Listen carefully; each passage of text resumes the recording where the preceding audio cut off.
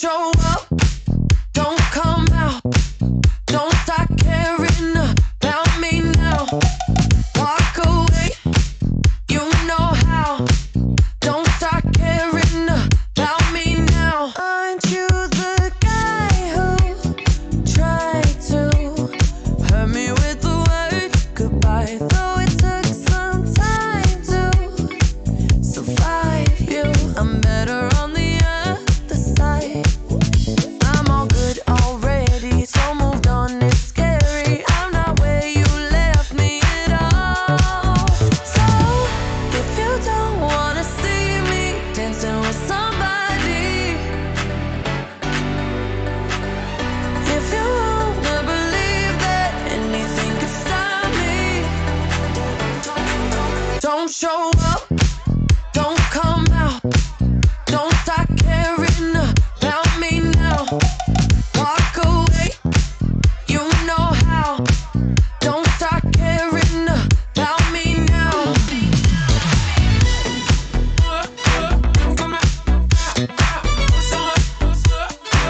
Don't stop now.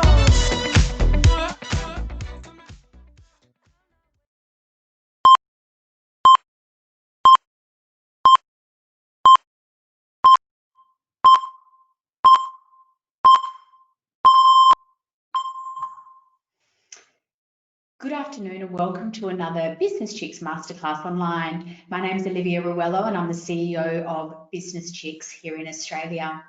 It's a really bittersweet day here at Business Chicks. Our beautiful founder, Emma Isaacs, welcomed a healthy little boy into the world last night. Some of you may have watched it live happening, and it was truly, truly beautiful. So our hearts and love go out to Em and her 6th little baby boy this morning.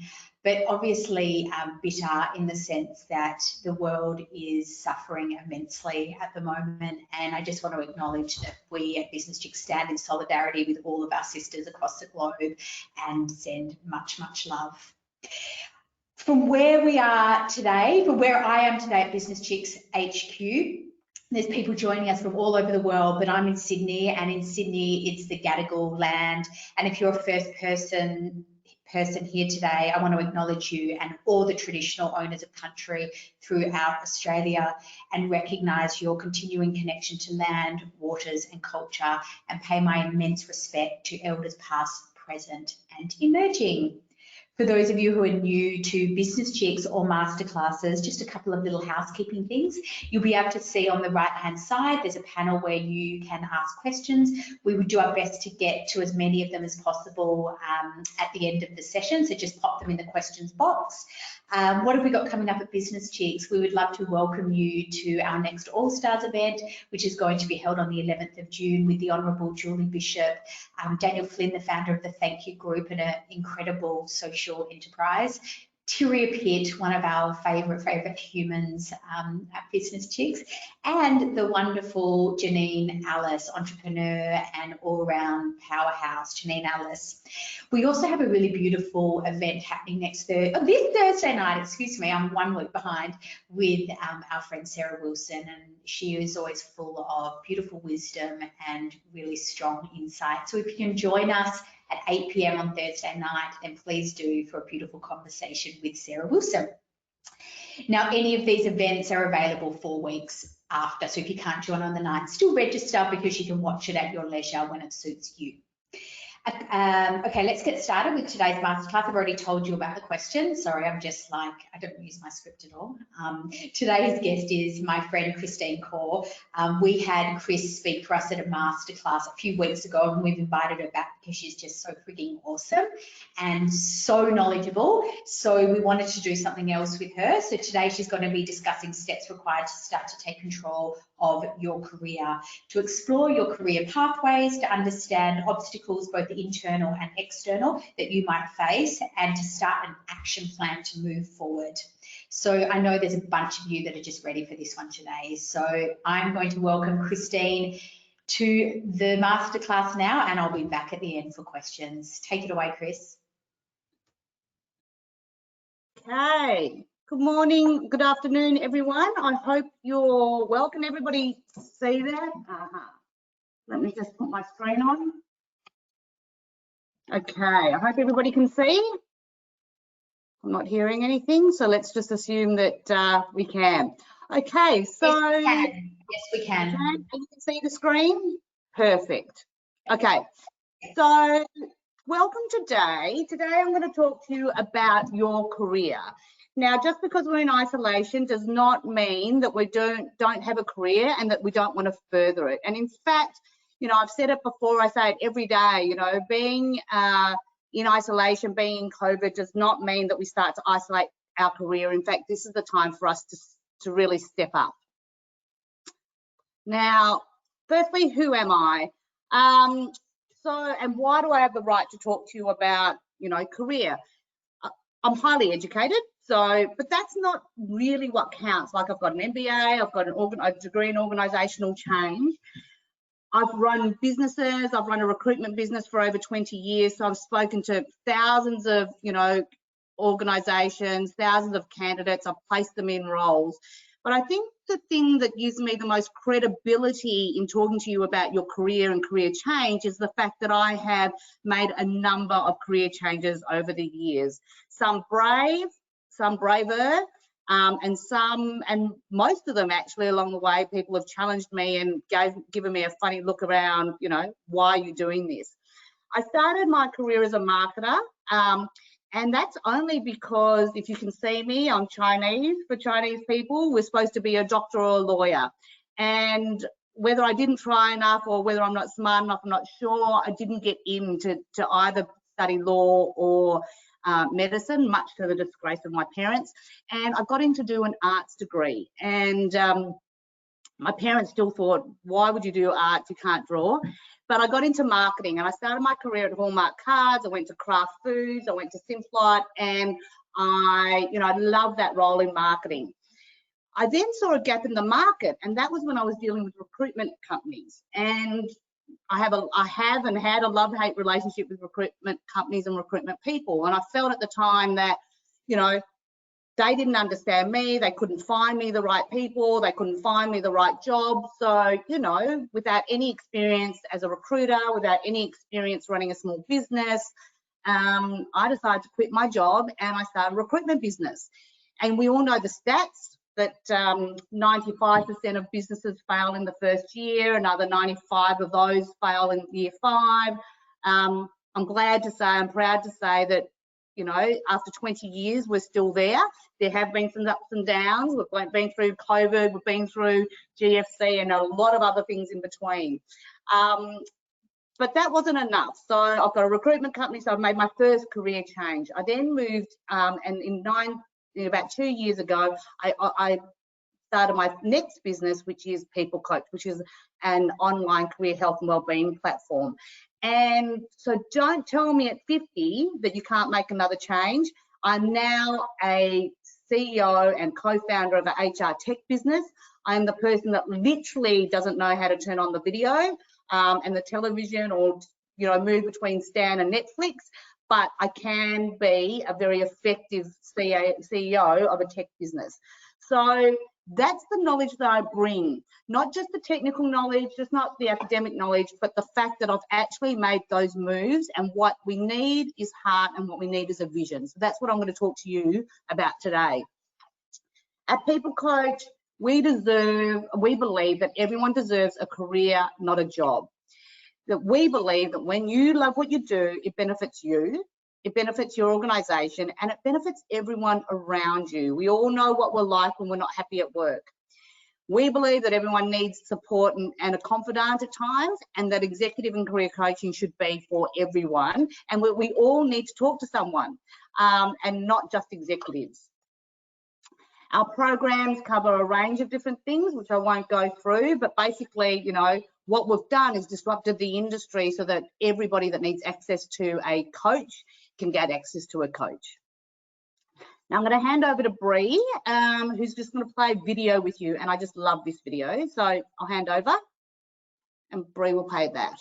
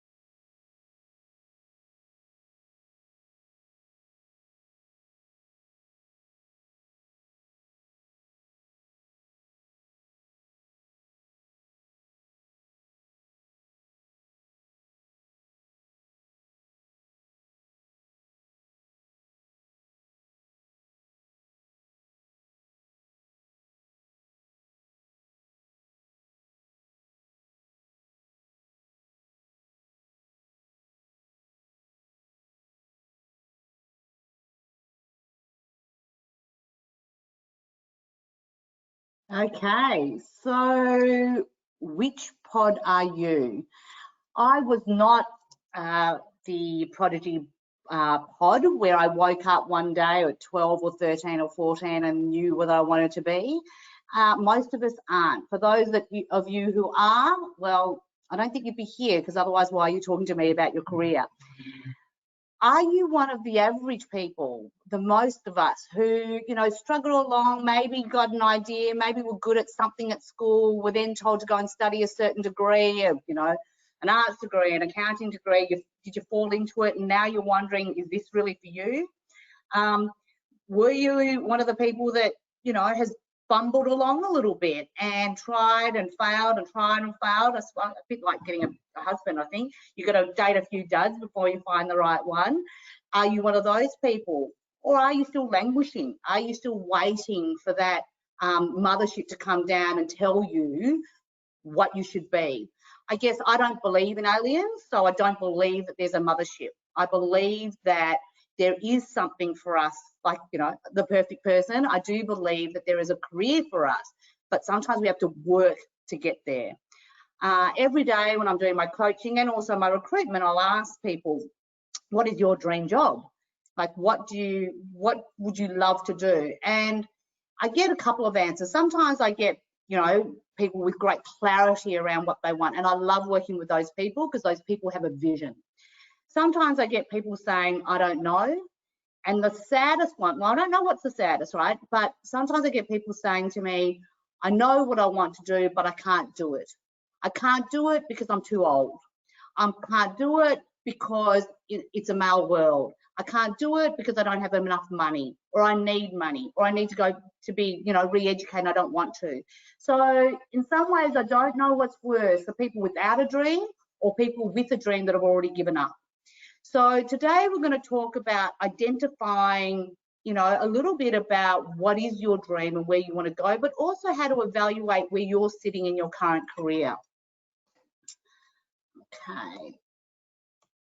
Okay, so before we do that, so during this presentation, there's going to be a couple of polls. I don't believe in doing all the work. I believe that we all need to do the work. So Bree's going to launch a poll now.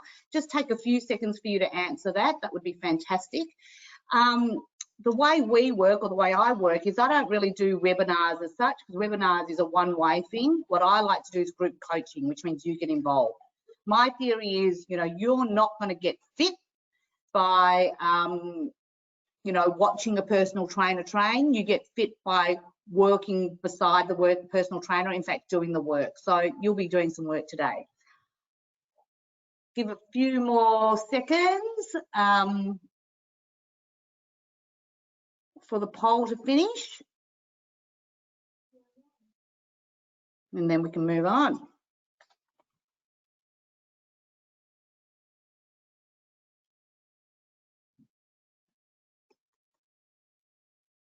Okay,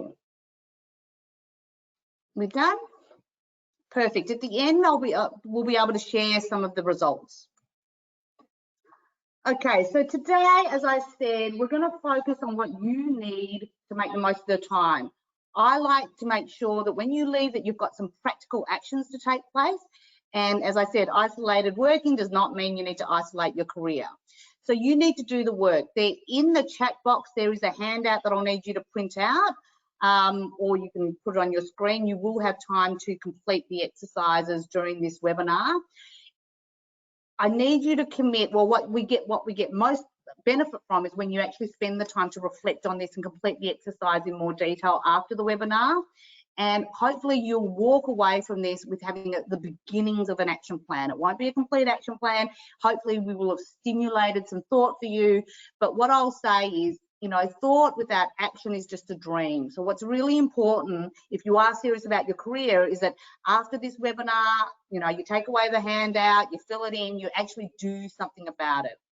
I love interaction. I think webinars is actually one of the hardest things that I do, because I'm literally looking at myself and my own presentation, which I know backwards, right? So, and I thrive, I'm an extrovert, I thrive on people. So I'm just imagining that you're sending out, you know, love and questions. So what that means for me is, if you do have any questions, please go to the chat box. I'll answer as many as I can. within the time, but you know, I would love to help out specifically if you have any specific issues. Okay, so who are these people and what do they have in common, right? So we've got Indira Nooyi there, who was the CEO of PepsiCo globally. We've got Michael Phelps. We've got Luciano Pavarotti. We've got the Bulldogs. We've got Sheryl Sandberg. All these people are best in their fields. All these people have strived. All these people are persistent. They're dedicated. They're focused. They're passionate. They practice. None of these people woke up one morning and said, whoa, I can swim fast. I think I'll go to the Olympics. Or, oh, I think I've got quite a nice voice. I think I might just sing. People don't do that. They get up. They might have some natural talent. But, you know, if you've ever read the book Grit, it's not about natural talent. It's about grit. It's about practice. It's about refinement. It's about mastery. It's about working towards a vision and actually, you know, sweating it out. It's they have had professional support. None of those people have done it on their own. They've had coaches, they've had physios, they've had psychologists, they've had all sorts of people that have been there that are professionals in their field to guide them in the right way. Every single one of them has had failure. Every one of them has had disappointment, but they've gotten up. They've got resilience. So resilience to me, and it's a common word, all it is, you know, you get up one more time than you fall. And, you know, that is one of the most powerful things that we need to do, whether it's in our career, in our jobs, you know, driving sales, driving whatever we're doing, or in our life. They have a clear vision. And that's really important. Simon Sinek calls it having a purpose, having a why. At the Hunger Project, we call it vision, commitment, action. You know, it's about knowing where we want to go, what our destination is. It's about taking and giving, well, getting feedback, asking for feedback. They've all done that, and they've taken the feedback. So, you know, feedback is a gift. If somebody's willing to give you that gift of their time and their insight, then take it. Now, it doesn't mean you necessarily have to agree with all of it, but it also means that there are times when they are right, as much as we don't like it. All of those people have been out of their comfort zone. All of those people have stood out to be different, and all of those people have followed their heart. And that's what it takes to drive, to build a career that you want, to be some or all of those things. And all of those people had a coach or a mentor or a, you know, a great manager or somebody that helped them along their way. Research shows that 49% of people do not think they're in the right career.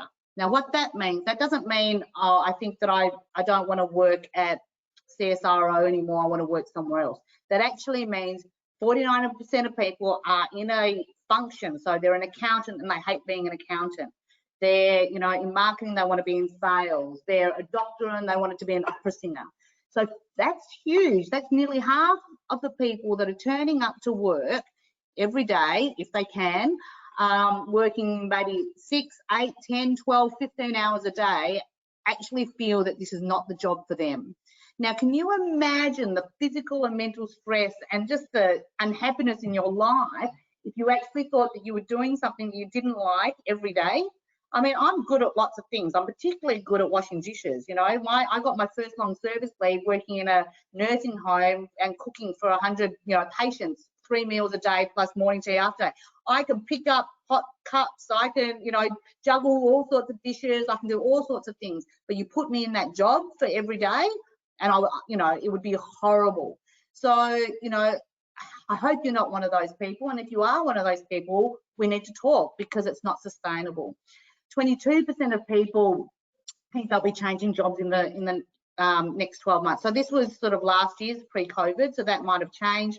I looked up another stat today and it said something like 71% of people are looking for a job at this stage. Again, you know, through COVID, I think we're all a bit more stable. But what I would say pre-COVID and all my work in recruitment, that, you know, over the years, and I've been doing recruitment for, you know, 20 odd years, what I would say in the last sort of 3 or 4 years, I would say 99% of people are actually open to a new job. Might not be actively looking for a new job, but are definitely open to a new job. And that is scary for organisations, and it means that people are taking more control of their careers. The only thing I want to say about that is if you are looking for a new job, make sure that you're running to a job, not from a job.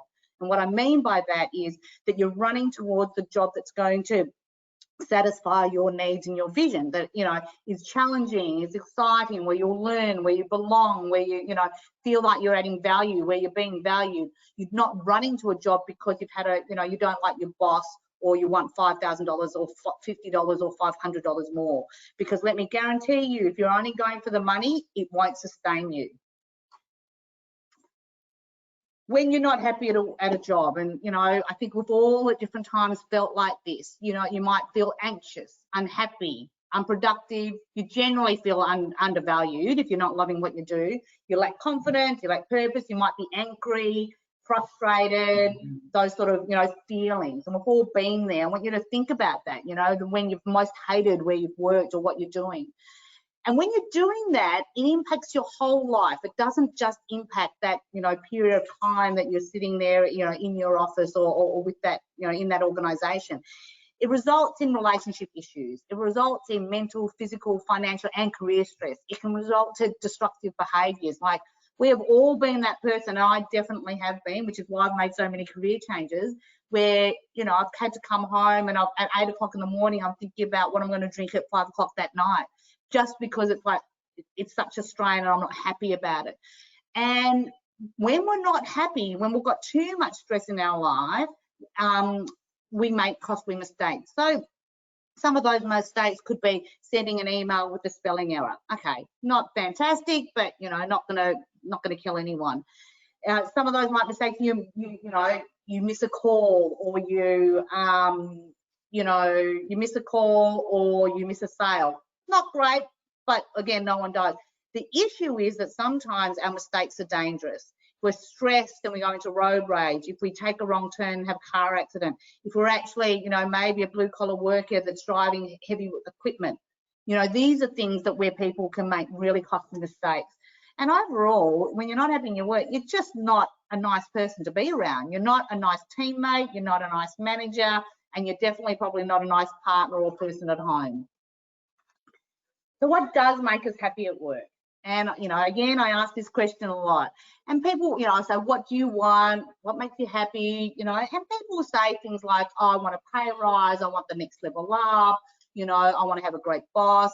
Some of these things are, except I want an environment with no change. And every time someone says that to me, I say, that does not exist, I can't create that. But what makes us happy? It actually, research is showing that the fundamental things to happiness at work are feeling that we're moving forward and being challenged, that we've got a sense of achievement, of, you know, progressing ourselves in our career and our knowledge. It's about believing in the purpose of the organisation and what we're doing. Now, that doesn't mean these lofty goals of, you know, ending world hunger or curing cancer. What this means is that you believe that when, with the work that you're doing, that you're actually benefiting your customer, your teammates, your organisation, that what you're doing is valuable, right? That might be, you know, you, as if you're an accounts payable person, that you get that money in time to manage the cash flow and the debtor days, which is really important. It might be if you're a help desk for an IT, that you're helping people make sure that their computers work so they can have another Zoom call this week, right? So it's about adding that value. Again, adding value, it's about being valued and being thanked and being acknowledged. And to all the managers out there, it is so much more than just money. In my last webinar, I talked about the 5 love languages. So, you know, how do your people want to feel that they're being acknowledged by you? And most importantly, feeling like you fit. So if you have all those things, if you're, you know, moving forward, if you believe in the role that you're doing, you believe in the organisation, if you know that you're adding value, but you just don't fit, you know, they don't get your jokes, they don't like anything that you talk about, you know, you've got a different value set, then that will not make you happy at work, because you will be the odd person out. And what doesn't make us happy? Getting a pay rise, that bonus. Look, we all love, you know, love a pay rise, love a bonus, but it's not sustainable. We're happy for a small period of time. I mean, every day when I'm doing recruitment, I ask people, you know, what are you on, or what do you want to earn? I tell you, about 80% of the time, people don't know. They forget to add super. They forget to add the car allowance. They forget that they get leave loan. They forget that they get an extra, you know, week at Christmas time or something like that. We don't actually know. We know maybe how much money gets into our bank account, but all the other stuff, we don't know. Doing something that you're not passionate about, even if you're good at it, that does not bring you long-term joy. It might make you feel, you know, satisfied somewhat that you're good at something, but if you just don't like it and you're doing it over and over again, you're not going to be happy in the long run. Doing things to please other people, right? In the end, you become to you begrudge them because they're making you, or actually you're making yourself, do something that's not for you, it's for them. So as much, you know, and I've had to have this brave conversation with my parents, that it's not your life to live, it's mine. Working in environments where you don't fit, we mentioned that, and doing something, and this is not me at all, but doing something because you feel scared or you just don't have anything else to do, right? And that's what we call being in a rut, feeling stuck. So you're not happy in what you're doing, but you have no vision of where you're going to go, and so you just keep on doing it, and then one day you wake up, you retire, and you go, oh my God, is that it? That's not a life that I want to live, and I don't think many of us want to do that. But what it takes to get out of that is actually to do something about it, which is attending a webinar.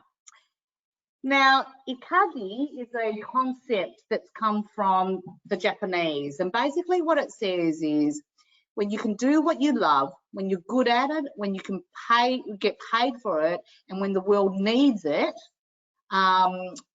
you're in ikage. So it's when your passion, your profession, your vocation, and I can't see the last one there, but you know, when that comes together, you're in ikage. And I'm really blessed, although it's been a very long journey, to find that. And when ikage happens, it doesn't happen every minute of every day. Like, that's ridiculous to think that you would love anything for every minute of every day. But what it means is for the majority of the time, and I always put the benchmark at 75%, right? And for 75% of the time, I can love what I do, if I can feel that I'm good at it, that I feel that I'm adding value, and that I am getting paid for it, I'm really happy. And what I want to ask you guys to think about, and this is something you can write in a notebook and you can write, you know, down later, is how often or how happy are you actually in your role? What is your passion? What is your profession? What is your vocation? What are your desires? You know, what are you good at? What do you love? What do you can be paid for? How are you adding value to the world? And, you know, I want you to think about that, because there are things around that that could help you determine your career vision and be the start of your action plan to move forward, right? The more you love something, you get into flow, and it's just easier to achieve. Another concept is around Maslow's hierarchy. He was a psychologist in the 50s, and he created this hierarchy of needs, and it's been adapted to allow for employee engagement. And basically what this model says is that there's a percentage of us, around 15%, that are totally disengaged, right? So we're just there because we just need to eat, and if anything happens, if somebody offered us, you know, 75 cents more, or it was 1 minute closer to home, or anything, you would get out of there because you're just doing it to get your pay packet, to, you know, pay the bills. On the other end, we've got self-actualized, you know, employees, and that's another about 15% of the population, right? And these are the people that just love what they do, they're in flow. Sometimes they question or whether or not, you know, they should be paid, because they just would do it for free if they could. They feel that they're adding value, they feel that they're totally valued, they feel that they can stretch themselves and learn and grow. And then for the most of us, we're in between, anywhere from feeling, yeah, I'm not engaged, so I'm there, it's safe, I'm doing an okay job, you know, through to belonging, like it's nice, really nice people, it's not good, it's not bad, you know, it's a bit of beige, I'm okay, but, you know, if I had something else to do, I'd probably do it, but maybe I can't be bothered. And then, you know, importance, it's okay, it's great actually most of the times, but, you know, if something else happened, you know, I might go for another role. What we would want to do is we want to see people progressing. So, you know, I want you to think about, again, you know, in your own time, think about where do you sit on here. And it's very hard to go from survival to self-actualization unless you really, you know, you've got a clear vision and action plan of what you want to do. what we aim for when we're coaching people is to move people up to the next level, right? We want to get people away from just turning up and getting a pay packet and leaving and just hating what you're doing. We want to move them along to at least feeling a bit more secure or belonging or important. And then, the ideal, the vision is always self-actualization. Also with that might not stay for the whole time. You might go into that and then flip back into importance because things change in your manager, COVID happens, it's harder, you're not feeling you're adding as much value and so forth. So that's a really important sort of tool to really assess where you are. When you assess where you are, only then can you fix any problems that may pop up.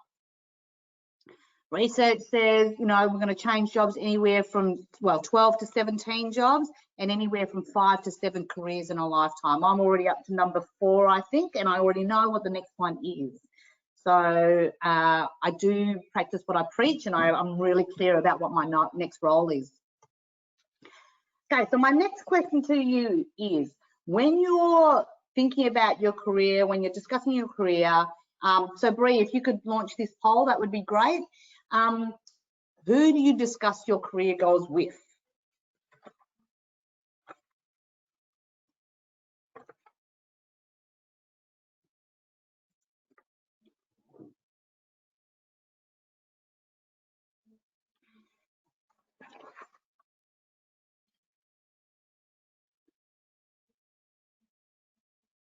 Okay, thank you for that. I will look at the results while you're doing the work. Now, the thing about, who do you talk to? Most of us, research shows that most of us talk to family and friends and then sometimes managers. Now, it's great that you're talking to someone. So let's go forward and say, talking to someone is better than speaking to no one. The issue is that when we're talking to family and friends and trusted, managers sometimes, there's a couple of issues. The first one is they genuinely think we're amazing, right? So what they're going to do is they're going to say, you should be promoted. Why aren't they promoted you? You work so hard. You're just incredible.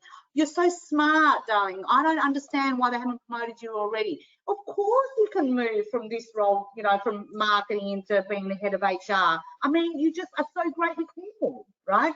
So they're biased towards us. When we're talking to family and friends, they also have a vested interest. Everyone has a vision of who we are, right? And what they think is best for you. Now, when I didn't get into law or medicine all those years ago, I was then told I should be a nurse. And I'm not, denigrating any other profession, but it's just not for me, a nurse, and my mum's a nurse. And I've got lots of nurse friends, but not for me, or I should go into government. And the reason I should do that is if you were a nurse, I could then work night shift when I had a baby, so my husband could go to work and I could go to work and I wouldn't have to put babies in childcare. And I should always work in the government because no matter how bad you are, you can't get sacked. So that was what my father thought of me, that because I wasn't smart enough to be a doctor or a lawyer, I need to go somewhere where I can't be sacked irrespective of how, bad I am. So, they have a vested interest. Now, where did that come from? That came from, my dad was first generation Chinese. We came here as immigrants. So it was all about security and safety and having some, being able to support ourselves and, to be honest, to support our families back in Malaysia. So it wasn't necessarily that he thought that I was, useless, but it was more around the fact that he had his own lens, he had his own personal values, his own experience, his own fears, and he put those fears and that thinking onto me, which is, fantastic. His values are great, fantastic, but I didn't need his fears. What he was brought up with, I was not. My parents started to send me to one of the best schools in Victoria. I did very well. They've given me great values and a work ethic. So they didn't have to. I don't have to be as careful as they had, right? So if I actually listened to his voice, I would not be fulfilling who I am. These people are also untrained, and what that means is, a great coach will ask questions to understand what you want, not tell you, and that goes to the next one, is advice, right? I'm telling you what you should do, because especially if you don't know what you want to do, it's very easy to take advice for others. I bet you half of you are in jobs that you didn't want to be in or you're not enjoying because, at high school, you were good at something, you might have been good at maths, you didn't know what you wanted to do. Somebody said, go and be an accountant. You were an accountant, you studied accounting, you did quite well, you got your first job, and now 15 years later, you're doing accounting and you hate every day of it because you took somebody's advice when you had no vision of your own. And finally, and most importantly, is confidentiality. So that ability to say to somebody that's objective and unbiased, I hate this, or I'm scared of that, or I really wish that I could just, you know, sell the house and start a B&B because I love cooking, you know, whatever it could be. So that's really, really important because you don't want people to be able to judge you later. So my premise is make sure that, you know, if you need to talk to people, you talk to them, but also be aware of the lenses that these people have. And so when you're taking their feedback, their advice, you know, take it with a grain of salt because it doesn't need to be your values. Okay, so time for me to have a break and time for you guys to get started.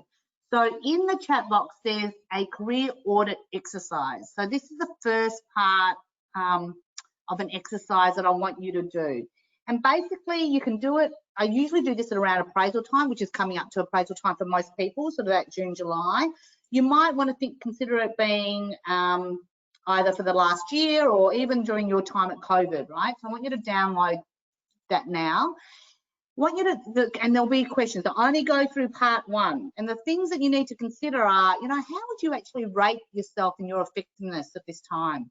Would you hire yourself if you were your own manager? Would you want you to be on your team? What skills or experience do you want to develop? What energizes you? So we all have things that we love to do, that we're in flow. What drains you? What's the part of your job that you really don't like? If there's too many of those, then we're in trouble. So what I want you to do is I want you to download or print off that document. I'm going to give you 5 minutes, and you know, obviously you're going to have time afterwards to you know, reflect, go through it again, but I want everyone to get started and see if you've got insights. In the meantime, if you've got any questions, I've got the chat box open here. Feel free to message me. And I'm sorry, I don't know how to make music. I could sing if you like, but I'm just going to turn myself on mute. If you can take 5 minutes now, I'm going to come back at 1:45, and I'd love to get any feedback from you.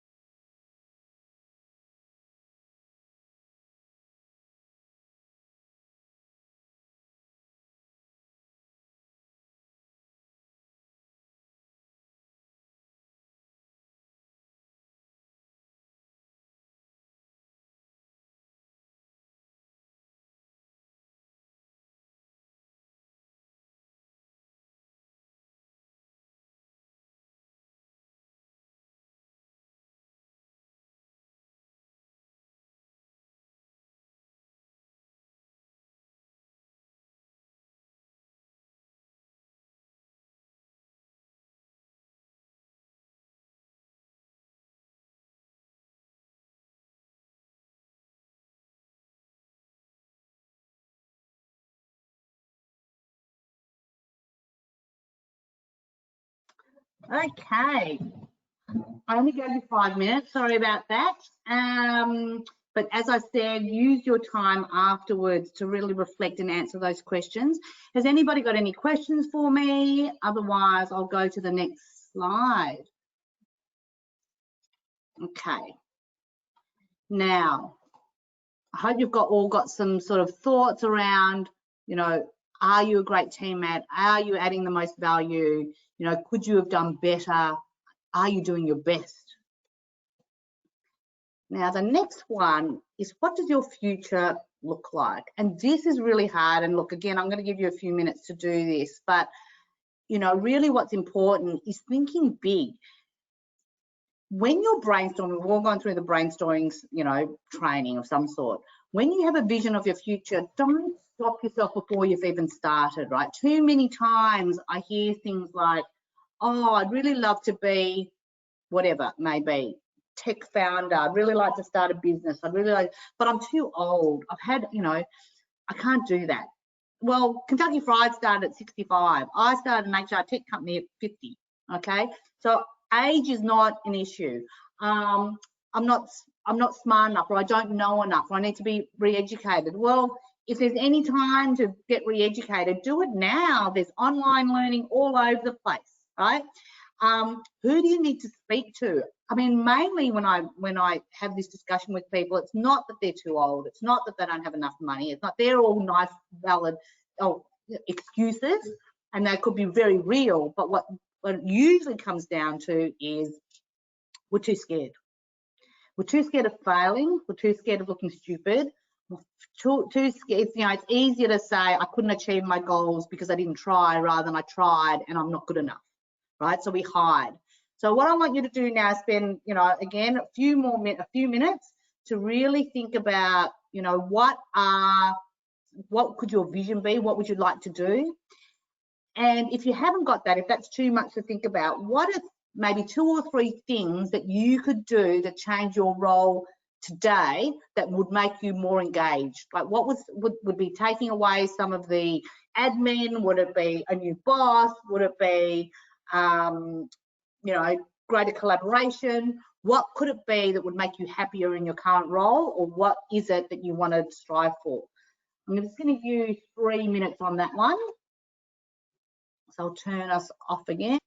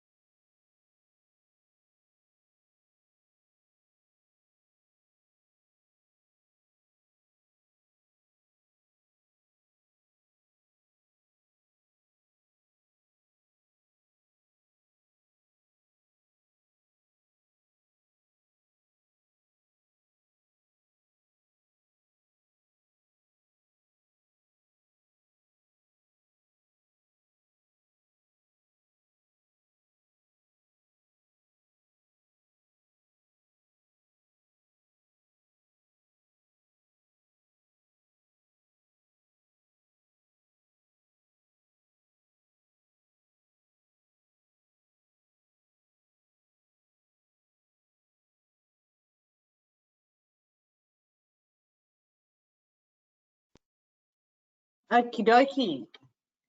So I'd love to hear, or no, read, and I can share some of the things that people are dreaming of. In, you know, what is your vision for your future? What do you want to be? Do you want to be start a tech company? Do you want to start a business at all? Would you want to move jobs? Who do you think you need to speak to? And for those that are more focused on, you know, staying where you are, what are the things that you could change now? Any comments? Okay.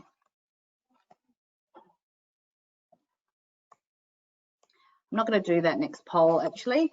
Now, what I want you to do now at the bottom of that worksheet, and I'm very focused on this, right? It's important that when we have an idea, an insight, when we decide a plan, that we actually have to do something about it. If you don't do anything about moving forward, if you're only complaining, it doesn't change anything. You know, this is the person, and I've been this person who complains about, you know, wanting to lose weight. So much harder to lose weight when you're over 50. But, you know, complain about lose weight, buy the gym membership, don't turn up and still eat a packet of chips. Not going to get you anywhere, right? So what are 3 actions, and I love the number 3, what are 3 actions that you can take now to move your career forward, right? It might be a simple one like, you know, tune into another webinar on career. It could be enroll for a course. It might be have a discussion with your boss. You know, so it could be any number of things, but I want you to take the time to write at least 1 action. And if you're happy to share that with me, that would be great as well. I'm just going to give you a minute on that.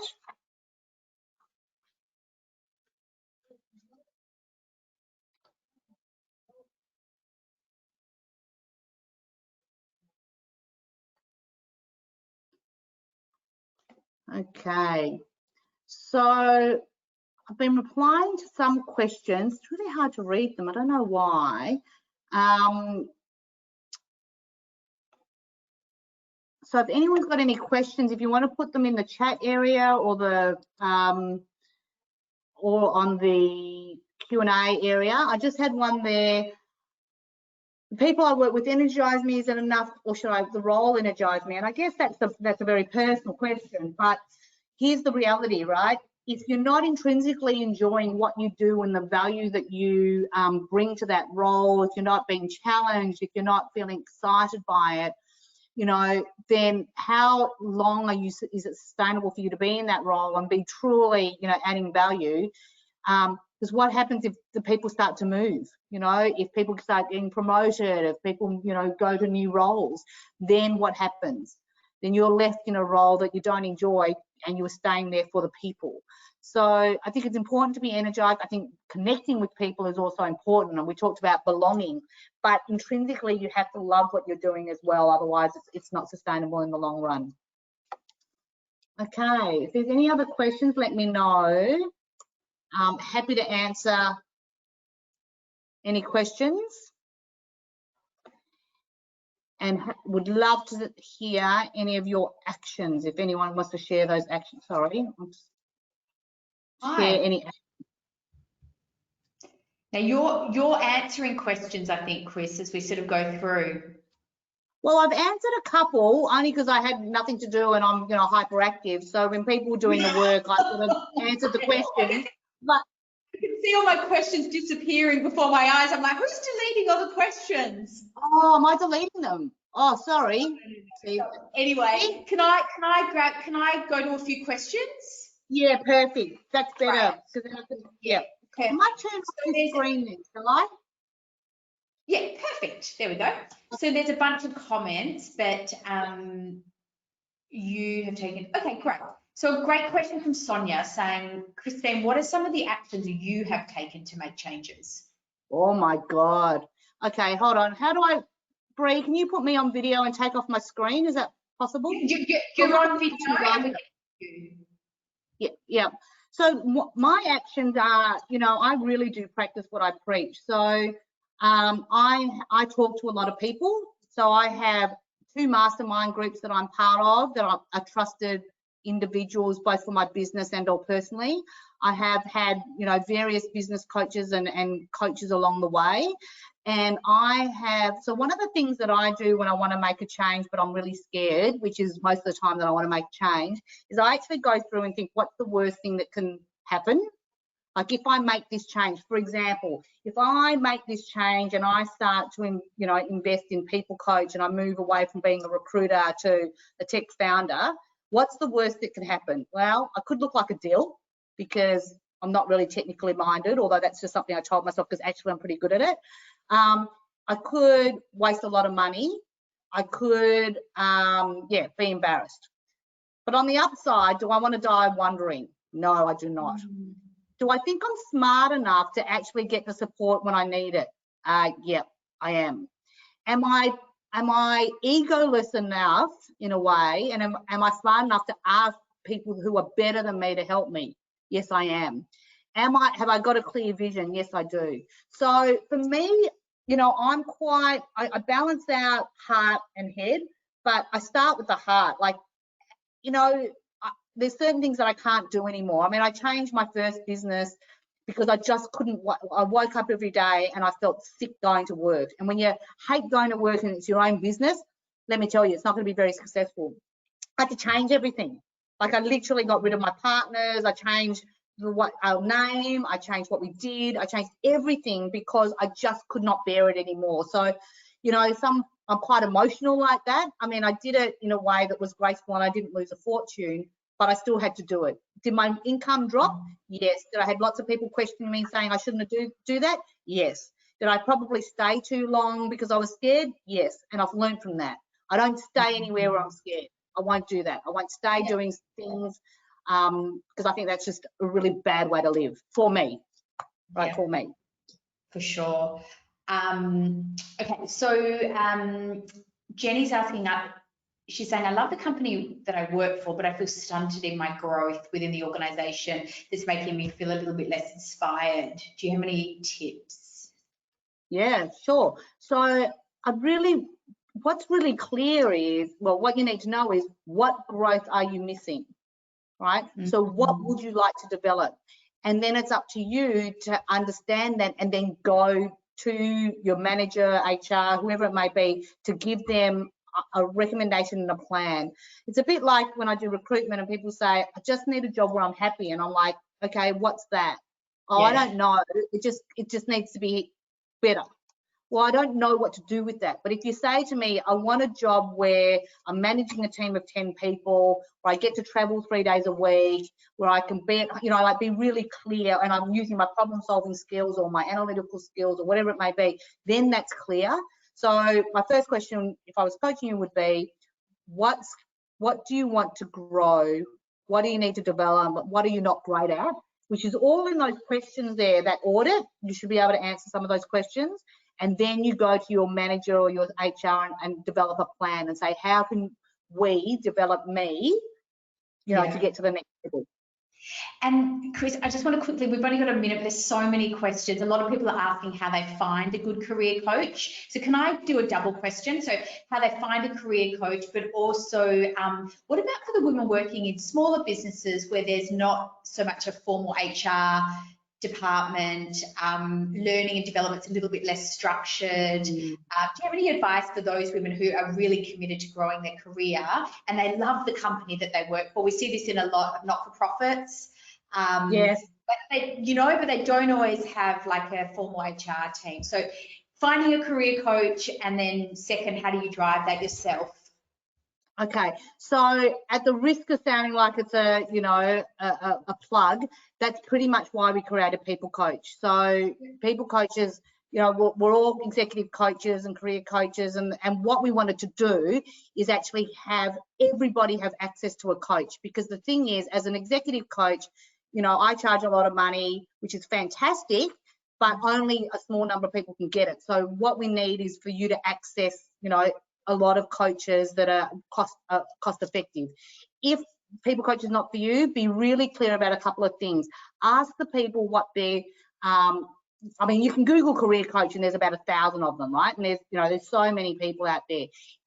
but ask them what experience they have, what changes have they made, understand if they're a qualified coach, because what I've seen, a lot of people that have no idea about career coaching are just saying, I've had a career, so now I can be a coach in it, which is just, you know, it's terrible.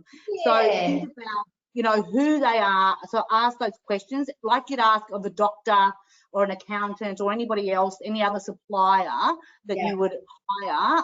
Be really diligent about that coach and whoever you hire. But it's a hard one. Same thing for in small business, you'd have to do the same thing, but I would ask the business to pay for it because it's to their benefit if you are developing yourself. So have it part of your learning and development plan. And I love your business model, Chris, because today, really good career coaching is really expensive. It's the same with any service that's, at that level. It's, we're paying for really, really valuable time. So it's expensive, right?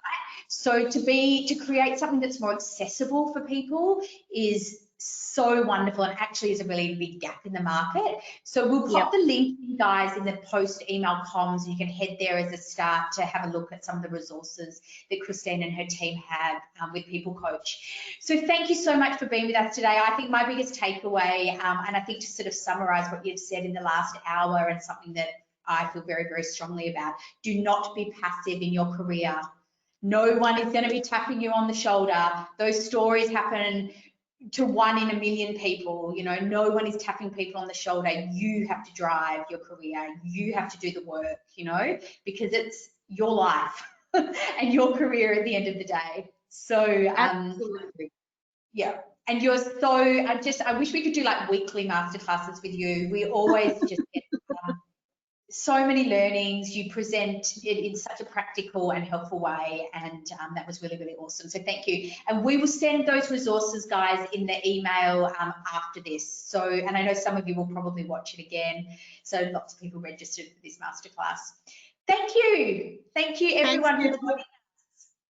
Thank you, everyone. Thanks for listening, and thanks for the opportunity. Thank you. We have a bunch more masterclasses coming up over the next couple of weeks, and always, so please head to businesschicks.com. They are free for premium members and masterclass pass holders. That's always a mouthful. So there's a bunch of really, really great ones coming up, and we would love for you to join us. I am Olivia Ruello. I will see you all really, really soon. If it's a long weekend for you this weekend, please go carefully and enjoy some probably well-deserved R&R. Take care. I will speak to you all soon. Bye for now.